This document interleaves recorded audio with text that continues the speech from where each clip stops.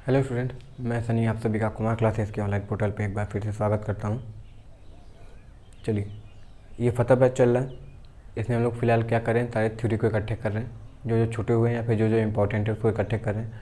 तो सिंबल हो गया हम लोग का, स्पेशल कोड डिजिटल इलेक्ट्रॉनिक्स हो गया, हमारा AC वाइंडिंग हो गया। अब इसमें एक बचा है DC वाइंडिंग, क्योंकि AC मशीन में जितनी वाइंडिंग थी कल हम लोग पढ़ लिया, कंसंट्रेट डिस्ट्रीब्यूटेड जितने भी थे उसको अच्छे से अध्ययन कर लिया।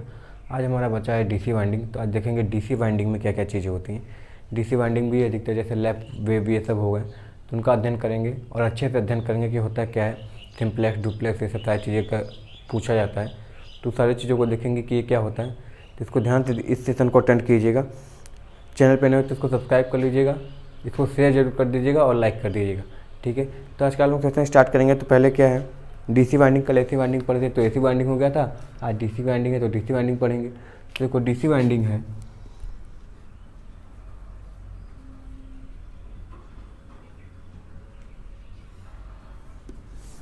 DC वाइंडिंग में देखो DC वाइंडिंग है। तो DC वाइंडिंग में पहले सिंपल लेके चलते हैं, जो सारे टर्न समझ लेते हैं। टर्न क्या होता है, एक्टिव साइड होता है क्या है, इनएक्टिव साइड क्या होता है, कॉइल लीड क्या होता है, जंपर क्या होता है। ये सारी चीज़ें बाबू कल की तरह ही होंगी। जैसे कल हम लोग एक्टिव इनएक्टिव पढ़े तो सारी चीज़ें क्या होंगी वैसे ही चलेंगी। जैसे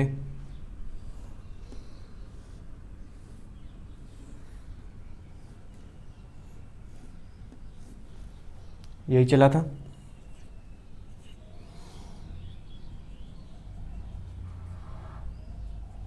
ये हुआ था। हम क्या बोले थे, यहाँ से लेके यहाँ तक ये एक कंडक्टर है, कंडक्टर 1 है, और ये क्या है बाबू,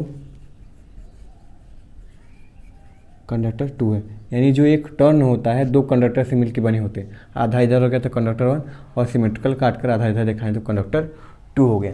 ये बाबू समझ लिए थे। फिर हम लोग ये भी समझे थे कि कल जैसे स्लॉट बनाए थे, आर्मेचर का हो गया, रोटर का हो गया, जहाँ भी बाइंडिंग करेंगे तो जो स्लॉट के अंदर बाइंडिंग होती है उसको हम बोलते हैं एक्टिव साइड। जैसे कल ये बनाए थे तो कुछ ऐसा लटका हुआ मिला था, इधर से भी कुछ ऐसा मिला था, इधर साफ निकल गया था, ऐसे स्लॉट कटे होते रोटर में, ठीक है, ऐसे खाँचे कटे होते हैं। तो ये जो बाहर निकला होता है ये क्या होता है, हमारा इनएक्टिव साइड होता है, जैसा कि AC में होता है, सिमिलरली इसी में भी होता है। तो ये क्या हो जाएगा, इनएक्टिव साइड हो जाएगा। क्यों हो जाएगा, क्योंकि इनका उतना योगदान नहीं रहता है EMF इंड्यूस करने में, इसलिए ये क्या हो जाएगा इनएक्टिव साइड। और ये बैक हो जाएगा। बैक क्यों हो जाता है, कल भी बताया था कि बैक क्यों हो जाएगा बाबू, ठीक है। और ये आगे हमारा क्या हो जाता है, हो जा रहा था, ये भी इनमें एक्टिव ही था, मगर ये क्या था, ये फ्रंट था, क्योंकि जहाँ से सप्लाई दे रहे हैं तो उसको पहले ये दिख जाए तो हम इसको इनएक्टिव ही बोलेंगे, मगर फ्रंट बोलेंगे, क्योंकि इसका भी उतना योगदान नहीं रहता है EMF इंड्यूस में, इसलिए ये इनएक्टिव हो जाएगा। और आगे सप्लाई दे रहे हैं इसलिए फ्रंट हो जाएगा, और ये बाद में पड़ रहा है हमारा इसलिए ये बैक पड़ जाएगा। और ये हमारे क्या होते हैं, इसको बोलते हैं हम एक्टिव साइड, जो स्लॉट के अंदर पाए जाएंगे, जो अधिकतर इंड्यूस EMF में क्या होंगे, अपना योगदान सबसे दिख देंगे, वो क्या हो जाएगा, हमारा एक्टिव साइड हो जाएगा। तो ये सारी चीज़ें थी। कंडक्टर 1 कंडक्टर 2 से मिलकर ये टर्न बनेगा, टर्न से मिलकर कॉइल बनेंगी, या जिसको हम बाइंडिंग बोलते हैं। इनएक्टिव साइड ही हो गया, एक्टिव साइड हो गया। इसको क्या बोलते हैं, इसको बोलते हैं कॉइल लीड, या फिर इसको जंपर भी बोलते हैं, ठीक है बाबू। और सिंपल चीज़ एक और दिखा देते हैं यहाँ पे हटा के, ठीक है। कॉइल लीड जंपर समझ में आ गया। हम क्या करते हैं बाबू, AC वाइंडिंग थी तो कम्यूटेटर का यूज़ नहीं हो रहा था, मगर DC वाइंडिंग है तो यहाँ पे ऐसे अब कम्यूटेटर भी हर बार हम क्या करेंगे, कम्यूटेटर भी दिखाएंगे तुमको, क्योंकि क्या निकल कर आएगा, कम्यूटेटर का यूज़ होगा ना, DC वाइंडिंग कम्यूटेटर होगा, तो हमारा क्या हो जाएगा, कम्यूटेटर हो जाएगा। कल कम्यूटेटर नहीं दिखा रहे थे क्योंकि हमको पता है कि AC में कम्यूटेटर का प्रयोग नहीं होता है और DC में कम्यूटेटर का प्रयोग होता है, इसलिए हर बार क्या करेंगे, हम हर वाइंडिंग में लगभग कम्यूटेटर हम तुमको दिखाएंगे बाबू, ठीक है। इतना समझ में आ गया होगा। चलो अब फिर वही बात चल रही है, इतना समझ में आ गया, ये N है, ये S है, यही बाबू, ये इसके अंदर आ गया, ये इसको आएगा। पोल पिच बताए थे, पोल पिच क्या होता है, दो अगल बगल या फिर एडजेसेंट पोल के बीच की दूरी क्या कहलाती है, पोल पिच कहलाती है, जिसको हम किससे दिखाते हैं, YP से दिखाते हैं, ठीक है। किससे दिखाते हैं, पी से बाबू दिखाते हैं। ठीक है, कॉइल पिच क्या होता है, देखो इसको कॉइल पिच बोले या कॉइल स्पैन बोले, इसको पोल पिच बोले या पोल स्पैन बोले। स्पैन मतलब भी बाबू जानते हैं, जैसे पोल स्पैन बोलते हैं तो क्या बोलते हैं, दो पोल के बीच की दूरी, दो अगल बगल के पोल है उसके बीच की दूरी को हम स्पैन बोलते हैं। उसी तरह कॉइल क्या हो जाएगा, जैसे कॉइल पिच है उसी तरह दो अगल बगल टर्न कंडक्टर के बीच की दूरी क्या होती है, हमारी कॉइल पिच कहलाती है या फिर कॉइल स्पैन कहलाएगा। ठीक है बाबू, तो इसको कॉइल पिच बोल दें, कॉइल पिच बोल दें या कॉइल स्पैन बोल दे, एक ही चीज़ है, कोई अंतर नहीं है। अच्छा, इस कॉइल पिच को वाई पी से दिखा रहे हैं तो इसको क्या दिखाएंगे, किससे दिखाएंगे, इसको दिखा देंगे हम वाई एस से, क्योंकि कॉइल स्पैन है ना, स्पैन है इसलिए किससे दिखा दिए इसको, वाई एस से दिखा दिए। किससे दिखा दिए, वाई एस से दिखा दिए। चलो बाबू इतना हो गया, इतना समझ में आ गया होगा वाई पी मतलब पोल पिच और कॉइल पिच या कॉइल स्पैन क्या होता है। ठीक है, चलो अब आगे देखते हैं। तुमको इसमें अब क्या पूछता है कि बताओ, जैसे इस बार क्वेश्चन पूछा था कि बैक फ्रंट क्या होता है। ठीक है, बैक क्या होता है, फ्रंट क्या होता है, रिजल्टेंट पिच क्या होता है या एवरेज पिच क्या होता है, उसके बारे में पढ़ेंगे। तो बैक पिच क्या होता है, फ्रंट पिच क्या होता है, एवरेज पिच क्या होता है, रिजल्टेंट पिच क्या होता है, ये चार चीज़ें बहुत इंपॉर्टेंट है। पूछता है क्या है, फार्मूला भी पूछ लेता है, तो उसको भी अध्ययन करेंगे। तो देखो बना देते हैं डायग्राम।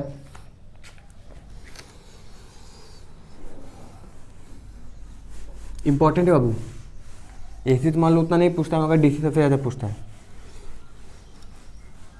चलो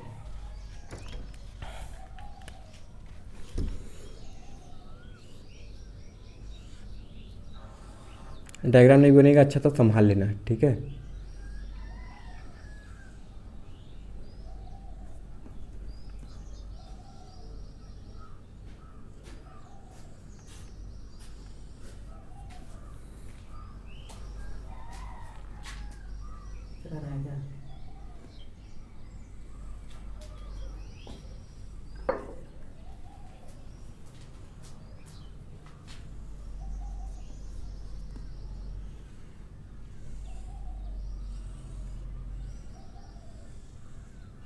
चलो ज़्यादा नहीं बनाते, इतना ही बना देते हैं।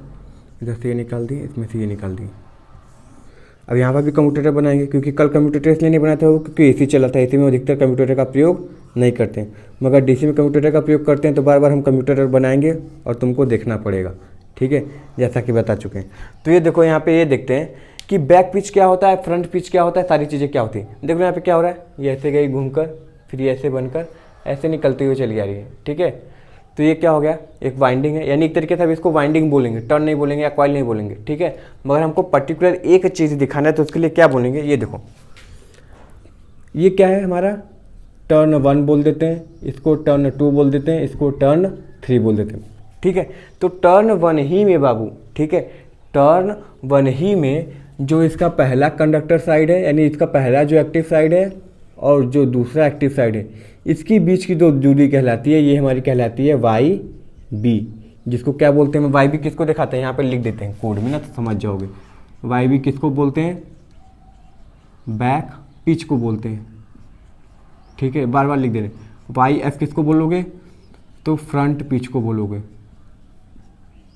ठीक है, वाई आर किसको बोलोगे, रिजल्टेंट पिच को बोलोगे बाबू, किसको बोलोगे, रिजल्टेंट पिच को बोलोगे। ठीक है, और वाई ए किसको बोलोगे, तो बाबू इसलिए बोलोगे तुम एवरेज पिच को बोलोगे। ठीक है, बहुत इंपॉर्टेंट चैप्टर है, बहुत इंपॉर्टेंट सेशन है बाबू। ठीक है, यूपीपीसीएल में एक शिफ्ट में करीब 8-9 सवाल पूछे थे इससे। ठीक है ना, 20 के सेकेंड वाले में साथ, जिस पे न्यूमेरिकल 20 से आए थे। ठीक है, अच्छा ये वाई बी हो गया, सही है, ये तुम्हारा वाई बी हो गया। अब देखो क्या होता है इसमें, अगर ये तुम्हारा वाई बी हो गया तो तुम्हारा फ्रंट कहाँ पे आएगा, ये तो बैक पिच होगा ना। फ्रंट पिच की बात करें तो देखो अब क्या होगा, ये देखो ये कॉइल जो टर्न 1 था उसका कॉइल साइड 1 था, ये कॉइल साइड 2 था। ठीक है, अब जब दूसरी टर्न उठाएंगे, अब यहाँ पे तो एक टर्न खत्म हो गया ना, देखो ये पहली वाली की यहाँ पे खत्म हो गया, पहले टर्न की यहाँ की कहानी खत्म। अब ये जो फिर उठाई है हमारी दूसरी टर्न की चल रही, दूसरी टर्न की, तो दूसरी टर्न की पहली साइड और पहली टर्न की आखिरी साइड। ठीक है, देख रहे हो क्या है, ये C2 क्या है, टर्न 1 की दूसरी कंडक्टर साइड है, और ये टर्न 2 के लिए क्या काम करेगा, C डैश लिख देते हैं बाबू, 1 का काम करेगा, क्योंकि इसके लिए तो ये शुरुआती है बाबू ना, और अंतिम क्या हो जाएगा उसके लिए, ये हो जाएगा।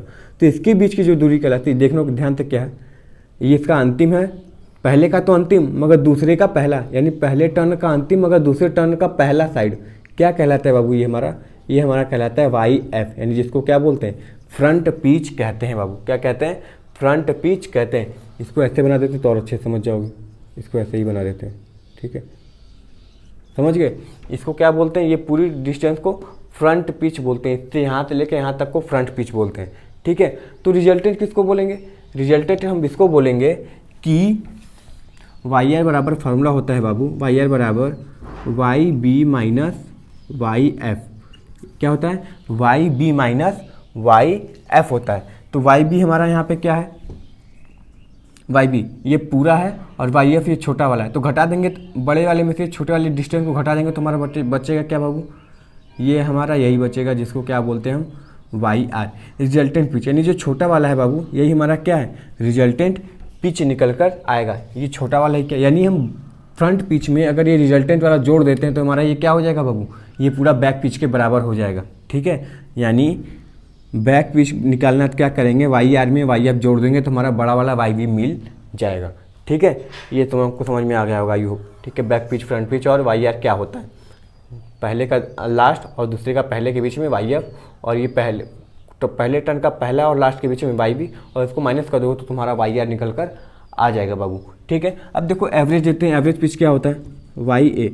देखो एवरेज मतलब हम जानते हैं सिंपली क्या होता है, औसत होता है। एवरेज पिच औसत ही होता है ना, तो एवरेज यहाँ पे हटा देते हैं इसको। तो एवरेज पिच बराबर बाबू क्या लिख सकते हैं, जो आया है y b plus y f, y b plus y f. अब ये दो हैं तो औसत निकालने के लिए किससे भाग दोगे तुम, 2 से भाग दोगे, क्योंकि 1 और 2 y b plus y f by 2 कर दोगे तो तुम्हारा एवरेज निकल कर आ जाएगा। इस पर सवाल पूछता है और एक इस पर सवाल पूछता है, ठीक है। फ्रंट पिच बैक पिच दे देगा तो वाई आर निकालने के लिए दे देगा, या फिर वाई आर वाई बी दे देगा तो फ्रंट पिच पूछ देगा, या ये दोनों दे देगा तो क्या पूछ देगा तुमसे, रिजल्टेंट पूछ लेगा बाबू। तो ये याद रखना, फ्रंट पिच क्या होता है, बैक पिच क्या होता है, रिजल्टेंट क्या होता है, या एवरेज पिच क्या होता है बाबू, ठीक है। चलो इतना ये समझ में आ गया होगा, ये इतना चीज़ समझ में आ गया, चलो इतना चीज़ आ गया है ना। अब आगे हम क्या देखेंगे इसमें, ये सारी चीज़ें हो गई। अब आगे देखेंगे कि अब इसमें हम क्या देखते हैं बाबू कि सिंगल लेयर वाइंडिंग क्या होती है, डबल लेयर वाइंडिंग क्या होती है, ट्रिपल लेयर वाइंडिंग क्या होती है। ऐसे ऐसे करके पूछते हो ना कि लैप वाइंडिंग है मगर सिंगल लेयर है, ठीक है, लैप वाइंडिंग है मगर डबल लेयर है, ठीक है। तो पहले लैप वाइंडिंग में बाद में जाएंगे, पहले हम क्या पढ़ लेते हैं, single layer double layer actually होता क्या है, ठीक है, कि सिंगल लेयर और डबल लेयर या ट्रिपल लेयर या कुछ भी हो, एक्चुअली वो होता क्या है बाबू, ठीक है। तो वही पहले देखते हैं कि क्या होगा, सिंगल लेयर, डबल लेयर या ट्रिपल लेयर, फिर बाद में आगे देखते हैं बाबू। तो फ्रंट पिच बैक पिच हो गया था, तो देख ली। अब आगे आप देखते हैं क्या होता है, सिंगल लेयर बाइंडिंग और double layer binding, single layer binding और डबल लेयर बाइंडिंग बाबू, ठीक है, ये इंपॉर्टेंट है ज़्यादा। देखो यहाँ पे सिंगल लेयर बाइंडिंग क्या बोलेंगे, जब प्रत्येक स्लॉट में केवल एक कॉइल साइड स्थापित करते हैं तो वह सिंगल लेयर बाइंडिंग कहलाती है। यानी प्रत्येक स्लॉट में, यानी एक ये एन है, वैसे इसको स्लॉट नहीं बोल सकते क्योंकि स्लॉट हम बोलते हैं खांचे यानी कटे हुए, ठीक है। तो इसको एक तरीके से एक ही मान के चलते हैं, एक स्लॉट है, एक स्लॉट है, कोई कटा नहीं है, तो इसको एक और ये इसको एक मान लेते हैं, ठीक है। तो इसमें देखोगे एक स्लॉट में केवल, यानी एक पोल के स्लॉट में केवल एक कंडक्टर साइड है, देख रहे हो, बोलते हैं ना ये जो हो जाता है, ये इतना कंडक्टर साइड हो जाता है, एक ये हो गया, एक ये हो गया, तो एक कंडक्टर साइड में यानी एक स्लॉट में एक आया और दूसरे में दूसरा आया, ठीक है। तो इसमें क्या हो गया, अगर एक ही टर्न यानी एक ही साइड पहुंच रहा है तो ये क्या कहलाएगा, हमारा सिंपल लेयर बाइंडिंग कहलाएगा। और इसमें देखो क्या हो जाएगा, आया C2 और C3 कम्यूटेटर में क्या हो गया, कनेक्ट हो गया, क्योंकि कम्यूटेटर है तो AC को DC, DC से AC में बदलेगा, क्योंकि DC वाइंडिंग है, ठीक है, इसलिए कम्यूटेटर लगाना अनिवार्य हो जाएगा। तो इसमें देखो होता क्या है कि स्लॉटों की जो संख्या होती है 2 गुणे कम्यूटेटर सेगमेंट के बराबर होती है, ठीक है। अच्छा इसमें स्लॉट कितने हैं, एक ही स्लॉट है ना, ये भी अपने आप में एक स्लॉट है। तो जब ये एक स्लॉट है और इसमें कम्यूटेटर कितने लगे, कम्यूटेटर सेगमेंट तो जानते ही हैं, ये कितनी बार काटें यही उसके कम्यूटेटर के सेगमेंट कहलाते हैं। बोलते हैं ना कि कम्यूटेटर सेगमेंट काटते हैं उसके बीच में माइका लगा देते हैं, ठीक है। तो कम्यूटेटर जो काटते हैं उसी को सेगमेंट कहते हैं बाबू, ठीक है।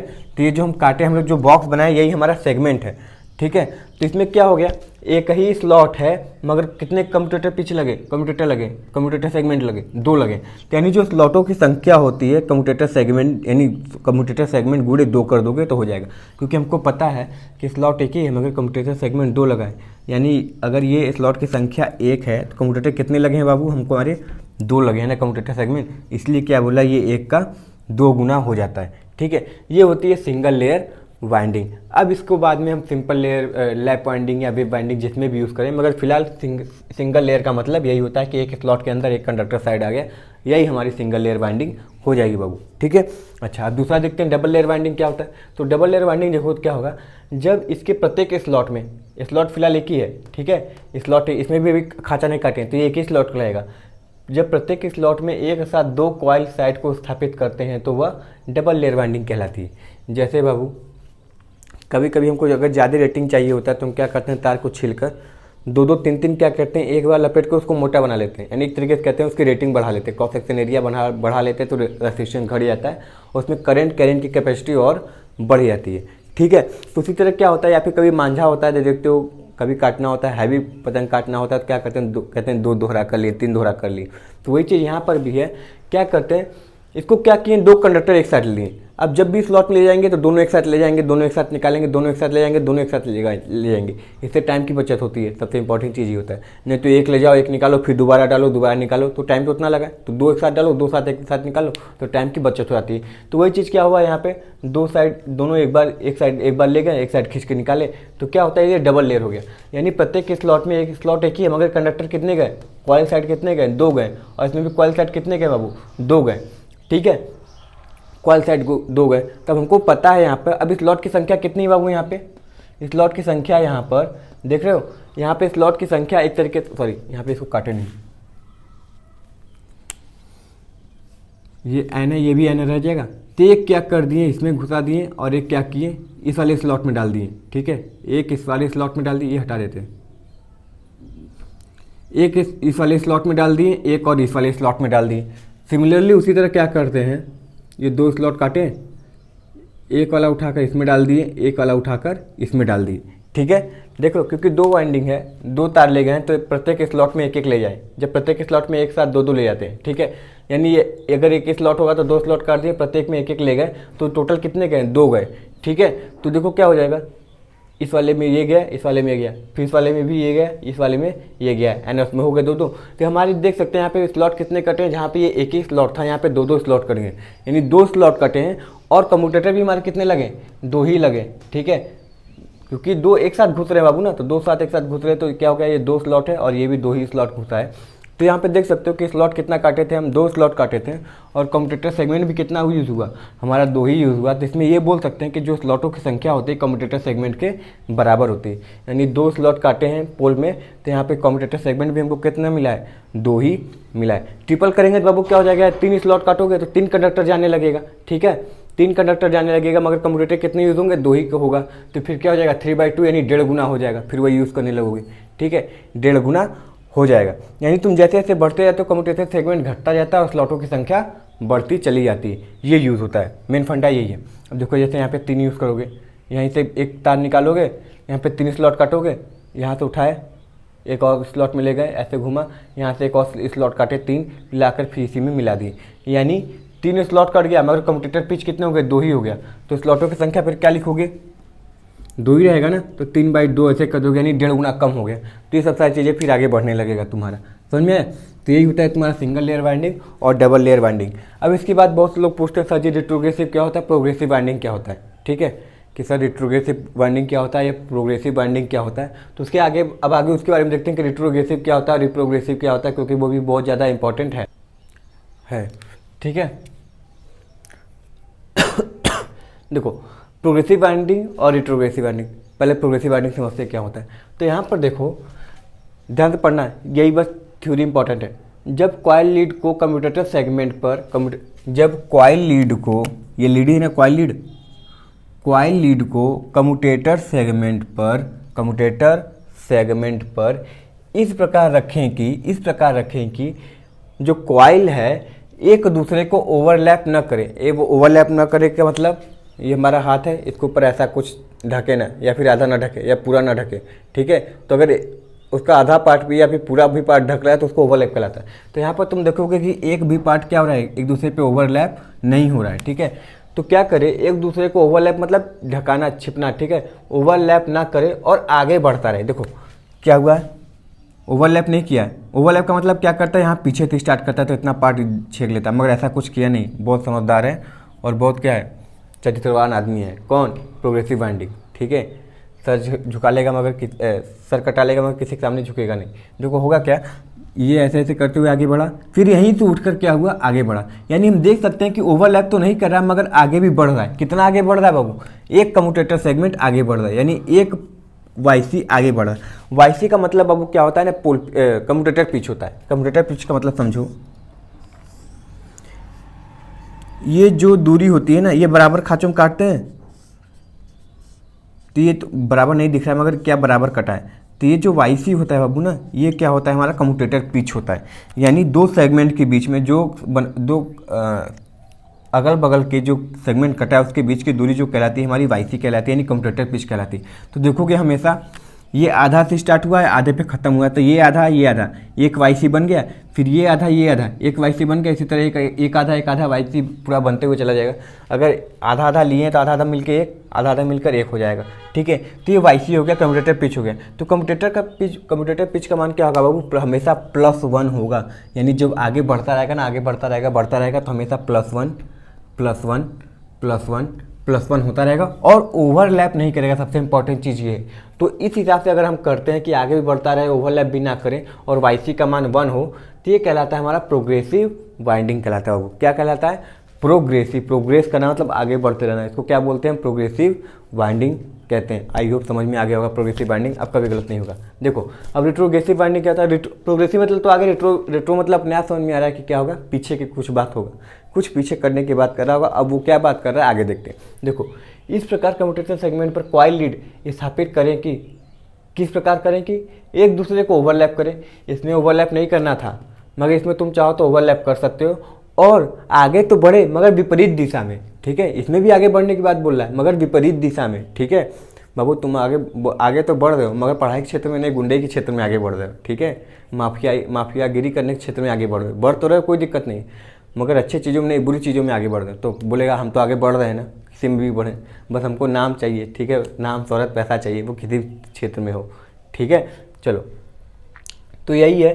तो तथा विपरीत दिशा में आगे बढ़ता है। ठीक है, देखो अच्छा बुरा क्या होता है, किसी चीज़ को अच्छा हम अच्छा क्यों बोलते हैं? किसी चीज़ को हम अच्छा क्यों बोलते हैं? क्योंकि हमको बुरा का डेफिनेशन पता है वो ना, बुरा क्या होता है हमको ये पता है। अच्छा मान लो सब सत्यवादी लोग रहते हैं। ठीक है, इस दुनिया पर सब सत्यवादी लोग होते हैं, सब अहिंसा के पुजारी होते हैं, सब लोग अच्छे होते हैं। ठीक है, एक बार कहने में अपना सीना, कलेजा, गुर्दा, आँख फाँख सब निकाल कर, अतड़ी फतड़ी सब निकाल के दे देते हैं। तो हमको ये बताओ, तो ऐसा होता तो तुमको पता चलता, तुम उसको कभी अच्छा बोलते? नहीं बोलते, क्योंकि तुमको पता है कि तो तुमको ये लगता है कि तुमको बुराई का मतलब ही नहीं पता है कि बुराई का मतलब क्या होता है। तुमको बस अच्छा ही हर जगह दिख रहा है, तो तुमको बुराई का मतलब ही नहीं पता, तो तुमको उसकी वैल्यू नहीं समझ में आएगी ना।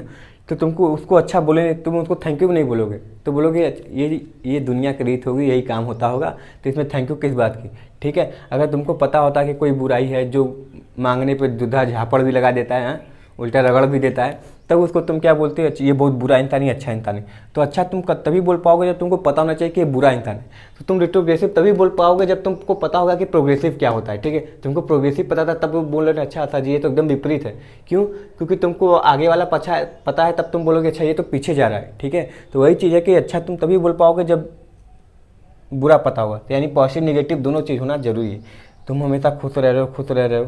ठीक है, तो तुमको कितनी बड़ी खुशी मिले तुमको फर्क नहीं पड़ेगा, क्योंकि तुम कभी रोए ही नहीं हो, तुमको कभी गम पता नहीं चला। इसलिए दोनों चीज़ होना क्या है? अति आवश्यक है। ठीक है, हर चीज़ होना जरूरी है।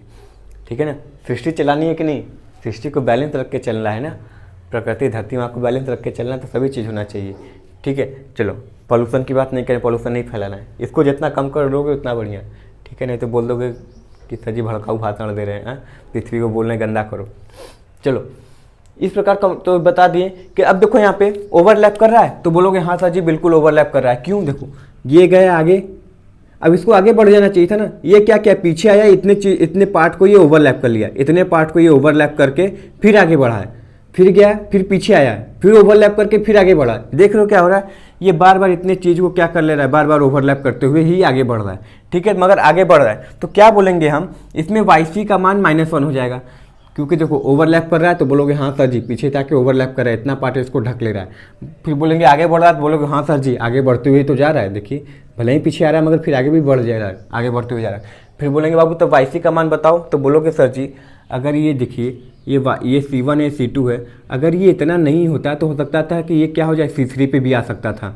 ठीक है, अगर इसको हम ये ऐसे ना खोल के, ये मान लो ऐसे है, फिर इसको अगर हम ऐसे कर दें, ऐसे इस समय क्या है ऐसे बना हुआ है ना, अगर हम चाहें इसको अगर ऐसे खोल दिए होते तो देख लो पहले इसका कम्यूटेटर पिच एक तरीके से यहाँ पे देखो, इसका कम्यूटेटर पिच कितना है, मान लेते हैं कि 2 इंच का है। ठीक है, ये इसका अभी फिलहाल कम्यूटेटर पिच कितना है, 2 इंच का है, मगर ये ऐसे खुल के आगे बढ़ता है तो शरीर 4 इंच का हो जाता है और अच्छी बात होती। तो इसको अगर हम खोल के इसको ये ऐसे सीधा कर देते तो हो सकता था कि ये C3 पे भी आ जाए। यानी क्या हुआ, एक कम जा रहा है हमेशा ना, इसीलिए YC का मान -1 है, यानी हमेशा एक कम हो रहा है। यहाँ पर भी YC का मान वही कम्यूटेटर पिच है, 2 सेगमेंट के बीच की दूरी ही कहलाती। ठीक है बाबू, प्रोग्रेसिव रेट्रोग्रेसिव का अंतर समझ में आई होप आ गया होगा। ठीक है, चलो अब इसके बाद क्या होता है, एक सिमेट्रिकल फॉल्ट होता है, एक सिमेट्रिकल फॉल्ट, अनसिमेट्रिकल फॉल्ट। ठीक है, देखो symmetrical fault, unsymmetrical, symmetrical winding होती है, एक अनसिमेट्रिकल वाइंडिंग होती है। उसका देखते हैं सिमेट्रिकल अनसिमेट्रिकल वाइंडिंग क्या होता है, फिर उसको भी अच्छे से देखा जाएगा क्या होगा सिमेट्रिकल और अनसिमेट्रिकल वाइंडिंग। देखो डिफरेंस बता रहे हैं तो जल्दी याद हो रहा है कि दोनों में अंतर क्या है। ठीक है, यही सबसे इंपॉर्टेंट चीज़ है, डिफरेंस करके पढ़ोगे तो कभी नहीं भूलोगे बाबू। ठीक है ना, चलो आगे देखते हैं क्या होगा, लेट्स स्टार्ट। चलो आगे देखते हैं अब सिमेट्रिकल वाइंडिंग, अनसिमेट्रिकल वाइंडिंग, दोनों में अंतर क्या होता है देख लेते हैं। देखो सिमेट्रिकल वाइंडिंग है, तुमको साफ साफ सुंदर साफ सुथरा दिख रहा होगा। ठीक है, साफ सुथरी सरकार दिख रही है। ठीक है, इसमें कोई दिक्कत नहीं है। क्या दिख रहा है तुमको, सभी बराबर भागों में यहाँ पे एस में आया तो ये भी एस में आया, क्योंकि अल्टरनेट साउथ नॉर्थ ऐसे करके बढ़ता हुआ चला जाएगा बाबू। ठीक है, अब कहोगे सर यहाँ पे 275 तो क्यों दिखा दी, तो इसीलिए क्योंकि बाबू कोई अंतर नहीं है, एस एन ऐसे घूमता है, तो प्लस तुम सर्कल घुमा रहे हो रोटर में तो क्या होगा एन एस ऐसे मिलता चला जाएगा हर रोटर में, हर बार उसको एन एस, यानी एक साथ तो एस एस या फिर एक साथ एन एन नहीं मिलेंगे, मगर बार बार एस एन मिलता रहेगा तुमको। ठीक है, अल्टरनेट पोल लगाते ही हैं। चलो तो आगे देखते हैं क्या होगा। देखो ये सिमेट्रिकल है,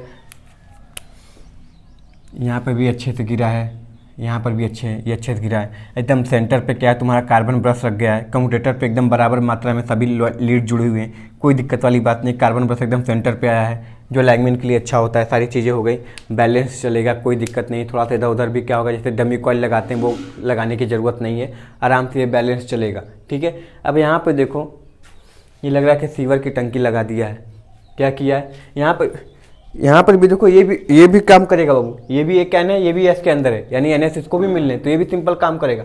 मगर ये देखो लाया कैसे, देखने से पता चला क्या अनसिमेट्रिकल है। अब बताओ ये कार्बन ब्रश हमारा एकदम सेंटर पे लगा था और ये कार्बन ब्रश कहाँ पे ला दिया यहाँ पे, यानी कि कार्बन ब्रश काम करेगा, कोई दिक्कत नहीं, मगर उतना एफिशिएंटली पूर्वक नहीं कर पाएगा, मैकेनिकल बैलेंस उतना नहीं मिल पाएगा, इसमें डमी कॉइल की अधिक आवश्यकता होगी, क्योंकि इसी तरह सिमेट्रिकल वाइंडिंग करेंगे तो हर जगह कहीं वेट ज़्यादा होगा, कहीं कम होगा, कहीं वेट ज़्यादा होगा, कहीं कम होगा, तो हमेशा क्या होगा मैकेनिकल अनबैलेंसिंग बनी रहेगी, यानी मोटर क्या होगा हमेशा सेक करता रहेगा, घूमता रहेगा, झूलता रहेगा। ठीक है, और क्या हो जाएगा, फाउंडेशन भी खराब होने के चांसेस रहेंगे, और जानते हो अनसिमेट्रिकल वाइंडिंग रहेगा तो फॉल्ट के सबके खतरे या फिर EMF इंड्यूस भी सही से नहीं होगा। देख रहे हैं, इसलिए कार्बन ब्रश यहाँ पे लगा दिया है। देखो कितनी उल्टी कहानी सीधी चल रही, और सिमेट्रिकल फॉन्ट में कितना अच्छे से सारा चीज़ चला, साफ सुथरी छवि बनाई हुई है अपनी। ठीक है, और यहाँ पे छवि इसकी सारी खराब हो गई। तो ये सिमेट्रिकल वाइंडिंग है और ये अनसिमेट्रिकल वाइंडिंग है। अब हमारा लास्ट क्या बनता है बाबू, लैप वाइंडिंग बनता है और वेव वाइंडिंग बचता है। ठीक है, लैप वाइंडिंग में बता देंगे डबल ट्रिपल क्या होता है, सिंगल लेयर डबल लेयर, और वेव वाइंडिंग में बता देंगे सिंगल लेयर डबल लेयर क्या होता है। ठीक है बाबू, तो चलो लास्ट टॉपिक देखते हैं कि हमारा लैप वाइंडिंग और वेव वाइंडिंग का अध्ययन करते हैं। चलो ये लास्ट टॉपिक है आज का, ये लास्ट टॉपिक देखते हैं क्या है। तो देखो अब यहाँ पे क्या है, लैप वाइंडिंग है, वेव वाइंडिंग है। ठीक है, लैप वाइंडिंग वेव वाइंडिंग, अधिकतर लैप वाइंडिंग वेव वाइंडिंग इतना क्वेश्चन आता है कि जैसे बच्चों का खेल बना देता है, कहीं भी होगा पूछ लेगा लैप वाइंडिंग वेव वाइंडिंग। तो देखो यहाँ पे क्या होता है, कॉइल के संयोजन सिरे एक दूसरे से जुड़े होते हैं, यह लो वोल्टेज तथा A बराबर P होता है, सबको पता है A बराबर P होता है, और ये लो वोल्टेज तथा हाई करंट के लिए ये बहुत ज़्यादा इंपॉर्टेंट है, और A बराबर P ये 3 पॉइंट इसलिए ब्लॉक बना दिए, लो वोल्टेज हाई करंट के लिए डिज़ाइन किए जाते हैं। अच्छा, ये हाई करंट क्यों देता है, इसलिए इसका प्रयोग क्या होता है, बिल्डिंग वेल्डिंग में भी अधिकतर करते हैं। तो हाई करंट क्यों होता है इसका अधिकतर, क्योंकि यहाँ पे पैरेलल पाथ होते हैं जिसके कारण हाई करंट हमको मिलता है बाबू। ठीक है, पैरेलल पाथ होने के कारण हमको क्या होता है, हाई करंट मिलता है। Low voltage high current A बराबर P, ये 3 पॉइंट इंपॉर्टेंट है, 3 नंबर के क्वेश्चन है, याद कर लेना, 3 में से कोई ना कोई एक टकरा जरूर जाएगा। ठीक है, चलो सिंप्लेक्स वाइंडिंग क्या होता है, यहाँ पर देख सकते हो सिंप्लेक्स वाइंडिंग मतलब क्या है, जब YC का मान 1 हो, YC का मान यानी जो कम्यूटेटर पिच का मान 1 होते ही क्या कहलाता है, हमारा सिंप्लेक्स वाइंडिंग कहलाता है। ठीक है बाबू, देखो यहाँ पर ये यहाँ से गया यहाँ पर आया, यहाँ से गया ये, यानी देखो ये आधा से स्टार्ट हुआ आधे ख़त्म हुआ, तो YC एक ही हुआ। ये इतना बोले या ये इतना बोले सेम चीज़ होगा। ठीक है बाबू, जैसे कि एग्जांपल लेके समझो, ये 2 सेंटीमीटर का है, ये 2 सेंटीमीटर का है। ठीक है, तो ये इसको 2 सेंटीमीटर बोलो या इसका आधा लेके इसका आधा सेल लेके बोलो, इसको भी 2 ही सेंटीमीटर बोलोगे ना, क्योंकि ये भी आधा आधा पे एक, आधा आधा पे एक, तो एक और एक 2 सेंटीमीटर ये भी होगा। तो ये YC बोलो चाहे ये YC बोलो, एक ही चीज़ है।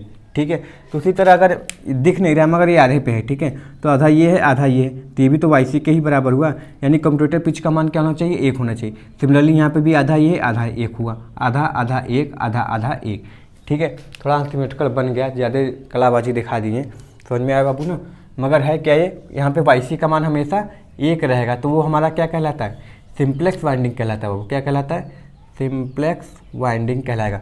डुप्लेक्स वाइंडिंग कब कहेंगे, जब YC का मान 2 है। यहाँ पर देख सकते हो तुम, ये देखो लैप वाइंडिंग है, ऊपर शायद ना दिखे तो याद रखना ये लैप वाइंडिंग बता रही, ये लैप वाइंडिंग है। ठीक है, यहाँ पर देखो, यहाँ पे स्टार्ट हुआ है, यहाँ पे एंड हुआ, यानी आधा इसका आधा इसका 1 हुआ बाबू। देखो आधा इसका आधा इसका 1 हुआ, बीच में छूट गया ये एक पूरा, तो एक ये पूरा हो गया 1 और आधा ये 2 हो गया मिलकर। उसी तरह ये अब दूसरी वाइंडिंग देखोगे तो क्या हो जाएगा, दूसरी वाइंडिंग इस वाले के लिए देखोगे तो एक ये छूटा, आधा ये भी कितना हो गया, 2 हो गया।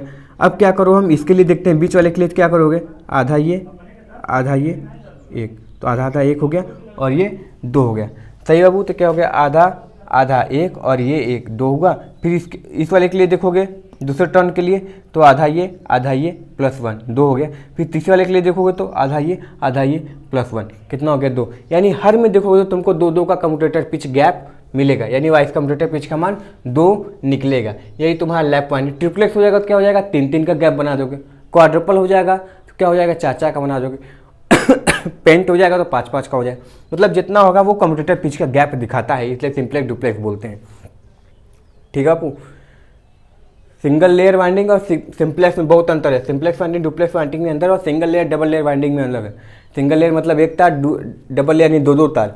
सिंप्लेक्स मतलब एक कम्यूटेटर पिच और डुप्लेक्स मतलब 2 कम्यूटेटर पिच। ठीक है, ये चीज़ याद रख के चलना। अंतर क्या है, वेव वाइंडिंग क्या होगा, देखो वेव वाइंडिंग क्या होता है, जब कॉइल के संयोजन सिरे कम्यूटेटर पर निरंतर आगे बढ़ते रहते हैं। ये देखो यहाँ पर हम देख रहे थे बाबू, ये जब बना रहे थे तो जो दूसरा टर्न है हमको यहीं से स्टार्ट करना चाहिए था ना, मगर क्या हुआ, ये एक पीछे से स्टार्ट हो रहा है, तो ये लैप वाइंडिंग में होता है। मगर वेव वाइंडिंग में ऐसा नहीं होता है, जहाँ से खत्म होगा वहीं से दूसरा स्टार्ट होगा, जहाँ से खत्म होगा वहीं से दूसरा स्टार्ट होगा।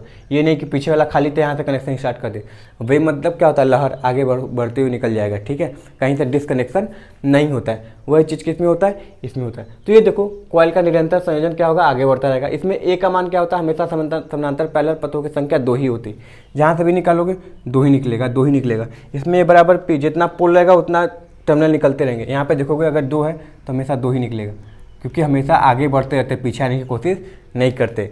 ठीक है बाबू, तो याद रखना। तो इसमें क्या होता है, बराबर 2 लो करंट हाई वोल्टेज के लिए प्रयोग होता है। ये लो करंट हाई वोल्टेज के लिए प्रयोग होता है। एक ये इंपॉर्टेंट है, बराबर 2 लो करंट हाई वोल्टेज, ये 3 पॉइंट बहुत इंपॉर्टेंट है।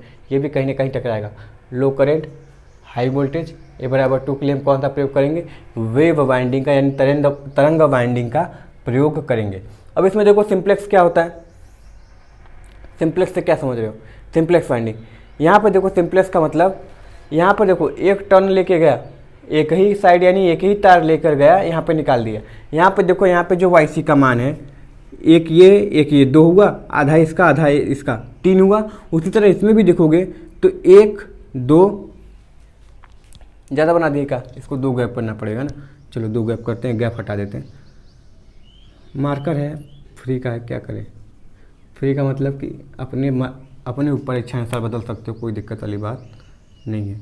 चलो ये है, तो देखो यहाँ पे वो गलत बन गया था बाबू। ठीक है, देखो यहाँ पे 2 है, आधा ये 3 हो गया। इसी तरह ये 2 है, आधा ये 3 हो गया।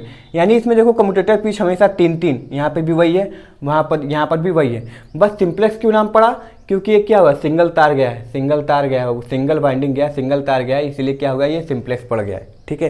यहाँ पे सिंपलेक्स का मतलब कम्यूटेटर से था, यहाँ पे सिंपलेक्स का मतलब कम्यूटेटर पिच तो समान है, मगर ये क्या है हमेशा एक ही तार जुड़ते हुए आगे बढ़ गया। देखो ये नहीं कि ये था तो इसको ऐसे यहाँ पे लाके इसको जोड़ दिए ऐसे, ये वाली कहानी नहीं थी। जहाँ पे ख़त्म होगा वहीं से कनेक्शन लेके हम क्या करेंगे, आगे बढ़ जाएंगे, ठीक है। ये वेव में था, सिंपलेक्स वाले में। डुप्लेक्स में देखो क्या होगा, देखो यहाँ पे 2 तार लेके आगे बढ़ा है, जस्ट एक यहाँ पे जस्ट अलग अलग कम्यूटेटर में। अगर 3 होता तो यहाँ से स्टार्ट करता, तो 3 ऐसे बढ़ते हैं, 3 यहाँ पे घुसते हैं, 3 ऐसे बढ़ते हैं, 3 यहाँ पे घुसते हैं। अब ये 2 है तो 2 ऐसे निकला है, घूमकर इसमें आ गया, फिर यहीं से 2 ठो कनेक्शन निकलेगा, फिर आगे आएगा, फिर यहाँ से 2 कनेक्शन निकलेगा, आगे जाएगा। देखो अब यहाँ पे देखना, यहाँ पे भी कम्यूटेटर समान, एक कम्यूटेटर पिच समान होगा। देखना अगर ये 1 वाली की बात करें, 1 वाली की, देखो 1 वाला ऐसे निकला है, यहाँ पर आ गया है, ठीक है।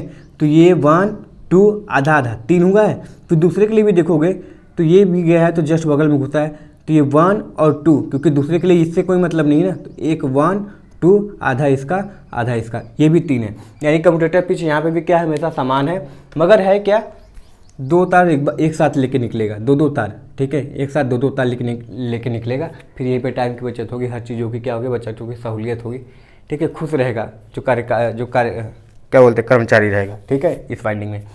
तो डुप्लेक्स इसलिए क्योंकि 2 एक साथ लेके निकला, फिर वहीं से कनेक्ट करके फिर दूसरा लेके निकलेगा। ये नहीं कि फिर वापस लेकर आए इसकी तरह, यहाँ पे गए तो फिर दूसरे के लिए यहाँ से वापस लेके आए, ऐसा काम नहीं करेगा। जो जहाँ से घुसा है वहीं से कनेक्ट करके फिर बाहर दूसरा लेके निकलेगा, ठीक है। तो ये हमारा था सिंप्लेक्स, ये था लैप वाइंडिंग, वेव वाइंडिंग। अब ट्रिप्लेक्स रहेगा तो 3 लेके निकलेगा, 4 रहेगा तो 4 एक साथ लेके निकलेगा। तो ये था simplex, duplex, lap winding, wave winding, reprogressive, ठीक है, अरे retrogressive, progressive, unsymmetrical, symmetrical, front pitch, back pitch, commutator pitch, average pitch, resultant pitch, सारी चीज़ों का हम लोगों ने अध्ययन लगभग यहाँ पे करके ख़त्म कर दिया, ठीक है बाबू। चलो आई होप ये भी सेशन पसंद आएगा।